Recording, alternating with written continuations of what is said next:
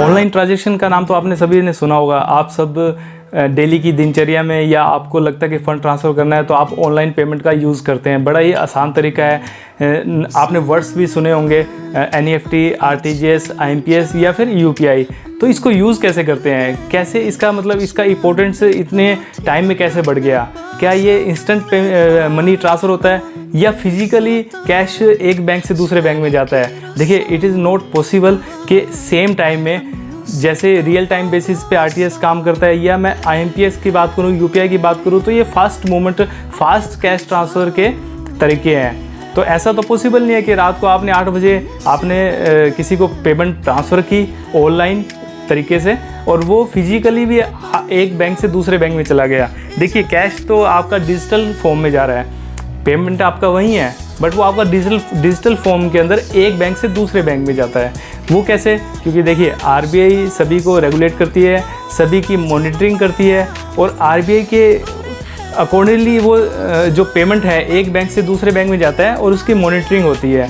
तो ऐसा नहीं है कि वो एकदम से फिजिकल फॉर्म में जाता है। हर एक बैंक की एक लिमिट्स होती है डेली कैश रखने की और कितना उसको मेंटेन करना है। तो देखिए, ये पेमेंट कैसे प्रोसेस होती है, कौन सी पेमेंट इनमें से, जैसे मैंने आपको बताया NEFT, RTGS, IMPS या फिर UPI, कौन से इनमें से बेटर ऑप्शन है आपको पेमेंट करने के लिए, किसके चार्जेस कम लगते हैं, कौन सी पेमेंट आपको मतलब यदि मेरे किसी भी मेरे फ्रेंड सर्कल में रिलेटिव को या किसी भी अनदर पर्सन को मेरे को पेमेंट ट्रांसफ़र करना है, इंस्टेंट मनी ट्रांसफ़र करना है, तो मैं IMPS का चूज़ करूँगा, UPI पेमेंट का चूज़ करूँगा। बट हम फिर बात करते हैं कि RTGS का क्या मतलब है, NEFT का क्या मतलब है। तो देखिए, इन सभी के लेके आज हम मेरे इस चैनल में बात करेंगे कुमार टॉक के अंदर। मैं मिस्टर कुमार, चलिए स्टार्ट करते हैं। देखिए, जिस मोड से हम पेमेंट का यूज़ किया जाता है ऑनलाइन मनी ट्रांसफ़र करने के लिए, उसको नाम दिया गया है NEFT, RTGS, IMPS या फिर जो एडवांस वर्जन कह सकते हैं हम IMPS का UPI पेमेंट। तो देखिए, सबसे अहम चीज़ क्या है कि मैं जो आपको पहले बताना चाहता हूँ कि जो RTGS और NEFT है, ये दोनों मोड्स में यूज़ किया जाता है, चाहे वो ऑफलाइन हो चाहे वो ऑनलाइन हो। तो देखिए, ऑनलाइन मनी ट्रांसफ़र किसे बोलते हैं, फंड ट्रांसफ़र किसे बोलते हैं, जिस मेथड से यूज़ करके हम एक अकाउंट से दूसरे अकाउंट्स में हम मनी ट्रांसफ़र करते हैं, ये एक प्रोसेस है जिसको हम ऑनलाइन मनी ट्रांसफ़र भी बोल सकते हैं। और जिस फॉर्म में यूज़ किया जाता है उनको नाम दिया गया है NEFT, RTGS, IMPS, UPI, Bhim UPI वगैरह वगैरह। देखिए, बहुत सी ऐप आ चुकी है मार्केट में। तो अभी जो मेथड्स हैं, तो पहले हम समझ लेते हैं कि इनका फुल फॉर्म क्या है। देखिए, मैं बात करूं NEFT की, तो it's mean national electronic fund transfer. ये किसका फुल फॉर्म है, जो कि हो सकता है कि आपके बैंकिंग जहां पर एग्जामिनेशन में आपके काम आ सकते हैं, जो आपके ये बैंकिंग का जो यदि आपको टेस्ट भी क्रैक करना है तो उसमें ये क्वेश्चन पूछे जाते हैं। तो देखिए, पहले आप इसको एक बार राइट डाउन कर लीजिए सो दैट कि आपको ये समझने में आसानी रहे। RTGS का क्या मतलब है, रियल टाइम ग्रॉस सेटलमेंट, इसको मैं डिफाइन कर दूंगा अभी अलग से नेक्स्ट स्लाइड में। IMPS, immediate mobile payment service. UPI, unified payment interface, या फिर हम इसे VPA बेस्ड पेमेंट भी बोल सकते हैं। तो देखिए, अब मैं बात करता हूँ NEFT पे।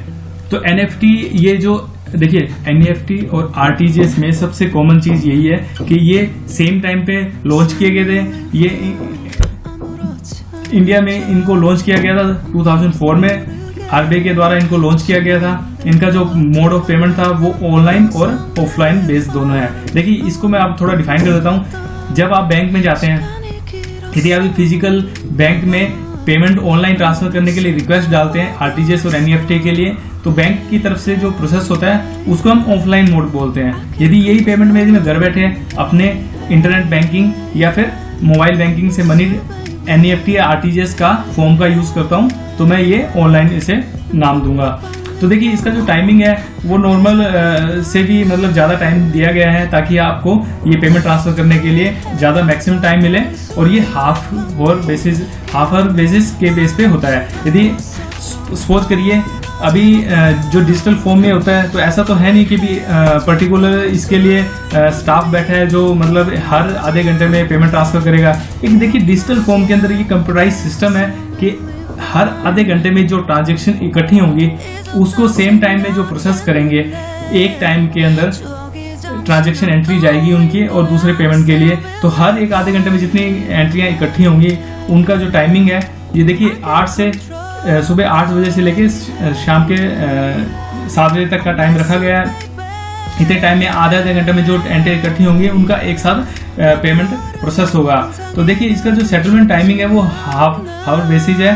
तो हम ये नहीं कह सकते कि इसका रियल टाइम बेसिस है। इसको पेमेंट करने में, ट्रांसफर होने में हो सकता है आधे घंटे से लेके 24 घंटे तक इसका टाइम लग सकता है। तो मैक्सिमम जो ट्रांसफर लिमिट है, देखिए इसमें ऐसी कोई मैक्सिमम लिमिट नहीं है, बट मैं आरटीजीएस और एनईएफटी में एक डिफरेंशिएट कर देता हूँ कि जो एनईएफटी है वो लेस देन 2 लाख पेमेंट के लिए ज़्यादा यूज़ किया जाता है, जिसकी पेमेंट 2 लाख से ऊपर हो जाती है। सपोज करिए यदि मैंने आज किसी को पेमेंट ट्रांसफ़र करना है और वो मेरी जो पेमेंट है वो 2 लाख या 2 लाख से ज़्यादा की है, तो मैं आरटीजीएस का यूज़ करूँगा। मैं उस केस में एनईएफटी का यूज़ नहीं कर सकता।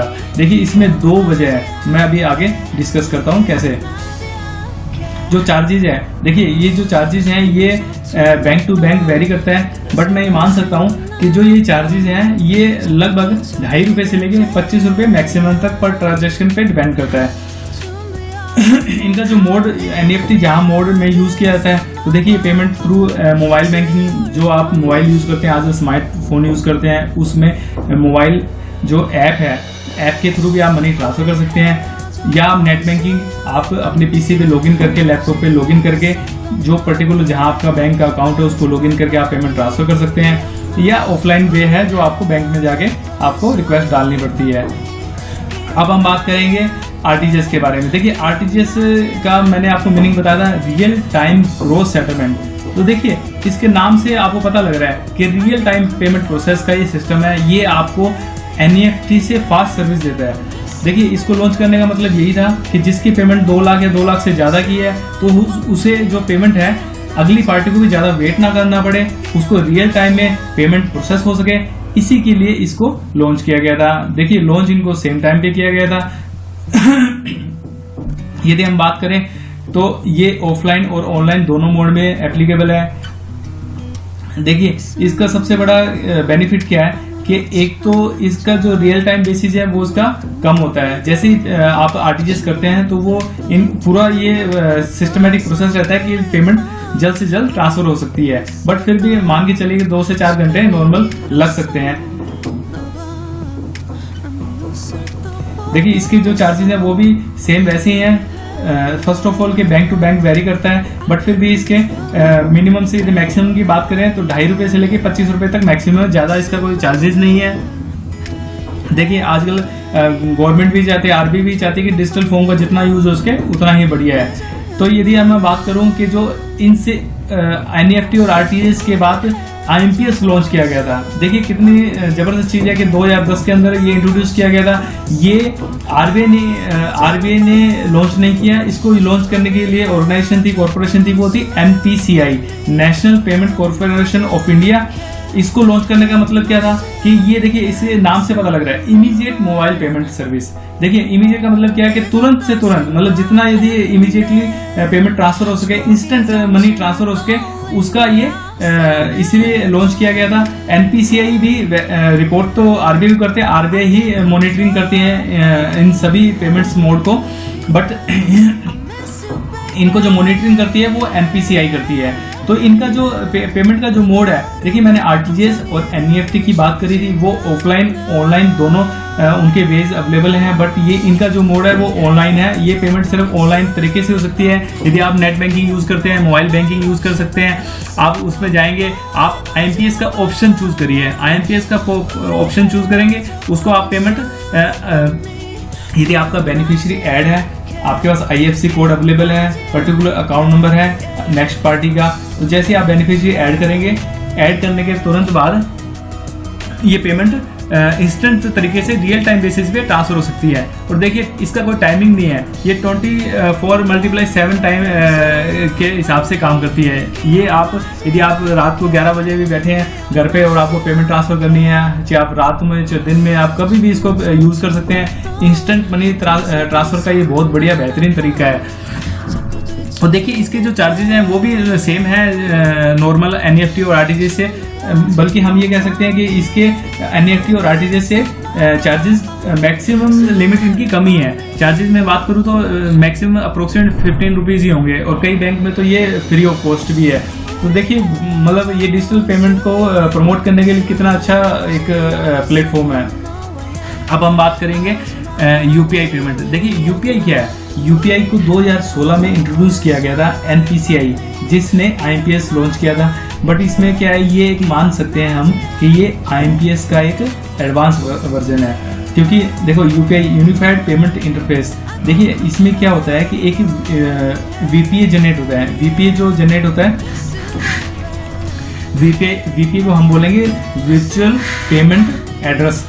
इससे एक क्या है कि एक आपका आईडी, एक वर्चुअल पेमेंट अकाउंट आपका बन जाएगा। जैसे सपोज करिए यदि मैं पेटीएम यूज़ करता हूँ तो पेटीएम में आप या फिर भीम यूपीआई यूज़ करते हैं, या गूगल पे आपने यूज़ किया होगा, या एक बहुत यदि मान सकते हैं कि प्रचलन में है फ़ोन पे आपने मैक्सिमम लोगों ने यूज़ किया होगा। तो आपने एक बार उस पे एड्रेस पे जाके आप वहाँ देखिए कि मेरा जो अकाउंट है वहाँ पर एक वीपीए अकाउंट बना हुआ है। वहाँ पर आपका मोबाइल नंबर या स्पेसिफाइड नाम, उसके आगे @ फिर आपका फ़ोन पे या फिर भीम यूपीआई करके आपका आगे आएगा, या @ पेटीएम करके आएगा। तो देखिए ये सबसे इम्पोर्टेंट हमें समझना पड़ेगा कि आईएमपीएस हो चाहे वो यूपीआई हो, ये इसके लिए आपको एक आपका अपडेटेड मोबाइल नंबर आपका अकाउंट के साथ लिंक होना बड़ा मस्ट है। यदि आपका ये अकाउंट मोबाइल नंबर के साथ यदि लिंक है तो आप उस मोबाइल नंबर को यूज़ करके आप पेमेंट इंस्टेंट ट्रांसफर कर सकते हैं, जहाँ जिसका खाता मोबाइल से लिंक होगा उस बंदे के पर्सन के अकाउंट में वो पेमेंट ट्रांसफर हो जाएगी। इसको भी आप कभी भी यूज़ कर सकते हैं, जैसे कि आप आजकल आप यूज़ कर ही रहे हैं नॉर्मली। यदि मेरे को कहीं भी पेमेंट ट्रांसफ़र करनी है या इमीडिएट मेरे को पैसा भेजना है तो आप देखिए सेकंड के हिसाब से काम करता है। आप अभी यहाँ से ट्रांजेक्शन करिए, यदि आपको टेक्निकल कोई वहाँ पर एरर नहीं है, टेक्निकल कोई इशू नहीं है, तो ये पेमेंट इंस्टेंट ट्रांसफ़र हो जाएगी। तो ये बहुत ही बेहतरीन तरीका है। मतलब मैं मान सकता हूँ कि आईएमपीएस और यूपीआई एक सिमिलर से सेम है, बट ये यूपीआई का जो मेरे ख्याल से 2017 से लेके 18, 19 और अब 20 में तो बहुत ज़्यादा यूज़ होने लगा है। अभी इसको इतना यूज़ करने लगे हैं कि हर जो ऑनलाइन ऐप के पास मतलब many of apps are available ने इतनी ऐप्स लॉन्च कर रखी है। यदि अलग अलग जैसे गूगल पे की भी ऐप है, आपके पास भीम यूपीआई गवर्नमेंट ऐप भी है, पेटीएम भी आपके पास बहुत एक बेहतरीन ऑप्शन है, एक अदर कोई यूपीआई फ़ोन पे है, तो वहाँ पर आप किसी के थ्रू भी आप मोड में पेमेंट ट्रांसफ़र का ऑप्शन चूज़ करेंगे और आपकी पेमेंट ट्रांसफ़र हो जाएगी। तो देखिए ये हमने चारों मोड हमने समझ लिया है कि एनईएफटी क्या है, आरटीजीएस क्या है, आईएमपीएस क्या है और यूपीआई क्या है, कब हम यूज़ करते हैं। देखिए यदि मैं अपनी बात करूँ तो मैंने most of times IMPS use किया है या यूपीआई यूज़ किया है। यदि आपकी पेमेंट बहुत ज़्यादा बड़ी है, यदि मैं लाख तक पेमेंट ट्रांसफ़र करता हूँ तो मैं आईएमपीएस या यूपीआई का यूज़ करूँगा। बट यदि मेरी पेमेंट ज़्यादा है, 2 लाख से भी ऊपर है, और मैं यदि मेरे को पेमेंट इंस्टेंट ट्रांसफ़र करनी है तो मैं आरटीजीएस का यूज़ करूँगा। यदि नॉर्मल यदि मैं कॉर्पोरेट सेक्टर की बात करूँ, यहाँ जो बिजनेस एंटिटी है या प्रोप्राइटर हैं वो फर्म्स ज़्यादा आरटीजीएस का यूज़ करती हैं। और यदि मैं इंडिविजुअल बात करूं और मेरे को पैसा 50,000, 60,000 या लाख रुपए तक मेरे को ट्रांसफ़र करना है, इंस्टेंट करना है, तो मैं आईएमपीएस या यूपीआई का यूज़ करता हूं। देखिए टाइम को वेस्ट ना करते हुए मैं आपको एक प्रैक्टिकली थोड़ी सी नॉलेज दे देता हूँ। यदि मैक्सिमम हो सकता है कि मैक्सिमम पर्सन्स ने यूज़ कर रखा हो, आपको सबको नॉलेज होगा, मैं आशा करता हूँ कि, बट फिर भी ऐसे बहुत से हमारे हैं जहाँ पर अभी तक डिजिटल पेमेंट का यूज़ नहीं कर रहे हैं, या जिन लोगों को अभी नॉलेज में नहीं है, तो वो देखिए इस मैं प्रैक्टिकल थोड़ा सा आपको बता देता हूँ करके ये हमें कैसे यूज़ करना है। देखिए मैंने एक HDFC का नेट बैंकिंग यूज़ कर रहा हूँ, जहाँ पर सपोज करिए मेरा अकाउंट HDFC बैंक अकाउंट में है, मुझे अपनी कस्टमर आईडी के साथ मेरे को अपना लॉगिन करना है। जैसे आप अकाउंट लॉगिन करेंगे आपके पास ऑप्शन आ जाएगा। देखिए मैंने अकाउंट लॉगिन कर दिया है। जैसे आप अकाउंट लॉगिन करेंगे आपके पास यहाँ पर ऑप्शन आ जाएंगे। सेकंड ऑप्शन देखिए फंड ट्रांसफ़र का ऑप्शन है। फंड ट्रांसफ़र का मतलब क्या है कि आपको पेमेंट ट्रांसफ़र करनी है एक अकाउंट से दूसरे अकाउंट में। हो सकता है वो सेम विद इन बैंक हो, या ये भी हो सकता है कि वो दूसरे बैंक का अकाउंट हो, चाहे वो विद इन स्टेट हो या इंट्रा स्टेट हो। यदि इंडिया में कहीं भी आपको पेमेंट ट्रांसफ़र करनी है, इवन आप फॉरेन भी यदि पेमेंट ट्रांसफ़र कर सकते हैं तो इस प्लेटफॉर्म का यूज़ कर सकते हैं। तो देखिए सबसे पहले आपको क्या करना पड़ेगा, यहाँ पर आपने ट्रांसफ़र विद इन बैंक किया है, यहाँ पर आपको ऑप्शन मिल रहे हैं ट्रांसफ़र विद इन बैंक, ये है आईएमपीएस। यदि आप आईएमपीएस के थ्रू पेमेंट ट्रांसफ़र करना चाह रहे हैं तो इस फॉर्म का यूज करना पड़ेगा आपको। यदि आप अदर बैंक में ट्रांसफर कर रहे हैं तो आपको NEFT का ऑप्शन भी है और यहाँ पर RTGS का ऑप्शन भी दिया है। तो देखिए सबसे पहले आपको क्या देखना पड़ेगा, आपको दिमाग में आएगा मैंने पेमेंट तो ट्रांसफर करनी है, और यदि मैं उसको क्लिक कर दूंगा पेमेंट ट्रांसफर होगी किस अकाउंट में, तो वो कैसे ऐड करना है। देखिए आपको यहाँ पर पहले ऐड बेनिफिशियरी, आपको बेनिफिशियरी ऐड करना पड़ेगा, क्योंकि जिसको आपको बेनिफिशियरी अकाउंट का मतलब क्या है, जिसको आपको पेमेंट करनी है, जहाँ आपको पेमेंट ट्रांसफर करनी है उसका अकाउंट नंबर आपके पास होना चाहिए। आपको यदि वो सेविंग अकाउंट है या वो करंट अकाउंट है तो वो आप उसको मोड को चेंज कर सकते हैं। आपको IFSC कोड पता होना चाहिए। यदि आपको IFSC कोड उस पर्टिकुलर बैंक का नहीं भी पता है तो आप यहाँ पर क्लिक हेयर पे क्लिक करेंगे। क्लिक हेयर पे क्लिक करने के बाद आपके पास एक बैंक की लिस्ट खुल जाएगी। आप उसको बैंक का नाम देंगे और ब्रांच कौन सी लोकेशन है उसका नाम देंगे, तो वो पर्टिकुलर आपको एड्रेस के हिसाब से वो IFSC कोड सर्च करके बता देगा। यहाँ पर बेनिफिशियरी नेम आपको डालना है, जिस बेनिफिशियरी अकाउंट का जो नाम है वो आपको यहाँ पर मेंशन करना है। यदि उसकी आपको मेल आईडी है तो this is the best option कि आप मेल आईडी डाल सकते हैं, सो दैट कि जब आप फंड ट्रांसफर करेंगे तो उनके पास भी एक मैसेज चला जाएगा कि आपने पेमेंट ट्रांसफर कर दिया, हो चुकी है। यहाँ पर जैसे ही इसको आप ऐड पे क्लिक करेंगे वो बेनिफिशियरी अकाउंट ऐड हो जाएगा। देखिए ये तो मैंने आपको जो बताया है, ये NEFT, RTGS और IMPS के लिए आप यूज़ कर सकते हैं, नेट बैंकिंग का या मोबाइल बैंकिंग का। बट देखिए यदि मेरे को यदि UPI का यूज़ करना है तो देखिए आपके पास अवेलेबल है बहुत सी ऐप्स हैं, पेटीएम है, चाहे वो फ़ोन पे है, गूगल पे है, आप उसके थ्रू पेमेंट ट्रांसफ़र कर सकते हैं। वहाँ पर आपको सिर्फ जिस पर्सन का मोबाइल नंबर है जो अकाउंट से लिंक है, आप उसको वहाँ पर मोबाइल डाल के आप उससे कंफर्म कर सकते हैं कि आपका ये मोबाइल नंबर आपके साथ से लिंक है, अकाउंट नंबर ये अकाउंट जो दिखा रहा है वो आपका ही अकाउंट है। आप यदि एक बार कंफर्म कर, यदि आप श्योर हो सकते हैं, आप ऐसा भी कर सकते हैं कि आप इसकी मिनिमम कोई लिमिट नहीं है। UPI पेमेंट आपको जब भी करनी है तो आप घर बैठे मोबाइल का यूज़ करिए। 1 रुपया ट्रांसफ़र करके देखिए। आप पहले फर्स्ट ऑफ 1 रुपया ट्रांसफर करिए दूसरे के अकाउंट में, और आप उनको पूछिए कि आपका 1 रुपया आ गया अकाउंट में। जैसे आपको पेमेंट ट्रांसफर हो गया, आपको कंफर्म हो गया कि अकाउंट इट इज़ करेक्ट और जो मोबाइल नंबर है वो करेक्टली मैप है आपके उस अकाउंट नंबर के साथ, तो आप उसको जितना आपको जो पेमेंट करना है वो आप उसको यूज़ कर सकते हैं। तो आप उसके या तो आप मोबाइल नंबर यूज़ करेंगे या फिर आप करेंगे VPA, जो आपका वर्चुअल पेमेंट एड्रेस जो आपका क्रिएट किया गया है वहाँ पर ऐप के थ्रू, तो वो आप भीम UPI है जिसका भी आपको यूज़ करना है तो उसके थ्रू पेमेंट आप ट्रांसफ़र डायरेक्ट कर सकते हैं। तो देखिए कितने अच्छे मोड्स हैं। और इसमें होगा क्या कि डिजिटल फॉर्म के अंदर पैसा आपको एक अकाउंट से दूसरे अकाउंट के पास चला जाएगा, इमीडिएटली इंस्टेंट मनी ट्रांसफ़र हो जाएगा। जिसको आपको बेनिफिट देना है उसको आपको ऑटोमेटिक पेमेंट ट्रांसफ़र हो जाएगी, उसको वेट नहीं करना पड़ेगा। आपको भी ये टेंशन नहीं रहेगी कि पेमेंट मैंने कब डाली कब गई। ये इंस्टेंट मनी का ट्रांसफ़र है और बहुत ही बढ़िया मतलब ये तरीका मोड है पेमेंट ऑफ ट्रांसफ़र का। तो देखिए होता क्या है कि एक्चुअल में हर एक बैंक की लिमिट होती है। यदि आपके डिजिटल फॉर्म में तो पैसा चला गया, बट ऐसा नहीं होता कभी भी कि वहाँ पर ब्रांच के अंदर वो कैश फिजिकली चला गया एकदम से। बैंक जब भी कैश वहाँ पर वो एक लिमिट के अकॉर्डिंग रखते हैं वो। यदि वहाँ पर उनको लगता है कि उनका कैश जो मैनेजमेंट है वो ऑलरेडी सफिशिएंट है तो उनको पेमेंट मंगवाने की जरूरत नहीं है कैश कहीं से।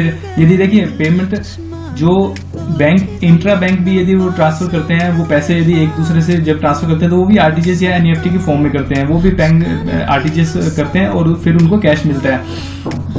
तो देखिए इनको मॉनिटरिंग करने वाला तो RBI है, उनके पास तो सबका रिकॉर्ड है। जब भी पैसे की जरूरत पड़ेगी तो RBI इट इज अवेलेबल।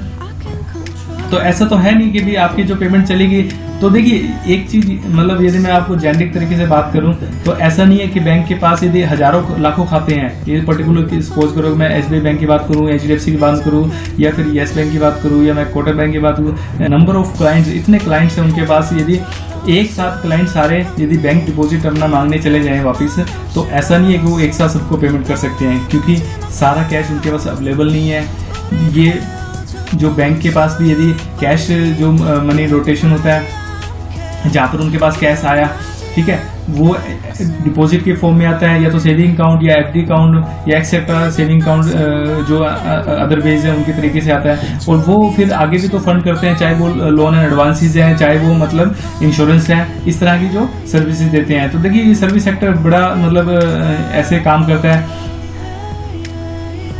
तो लास्ट में मैं इतना ही कहना चाहूँगा कि भी इतना डीप में नहीं जाने के बजाय कि ये जो पेमेंट्स मेथड है बड़े इजी तरीके से आप इनको यूज़ कर सकते हैं।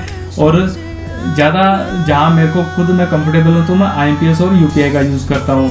फिर भी आपको लगता है कि भी इसमें कुछ रह गया या कुछ और समझाने वाला लग रहा है आपको कि भी इसमें कुछ ऐड कर सकते हैं हम, तो प्लीज़ कमेंट बॉक्स में आप डाल सकते हैं। या आपको कोई UPI या कोई बैंक मोबाइल ऐप का कहीं यूज़ करने में आपको समझ में नहीं आ रहा है तो आप मेरे को पर्टिकुलर उसका नाम बता सकते हैं, तो मैं उस पर एक पर्टिकुलर वीडियो बना दूंगा। Thank you so much.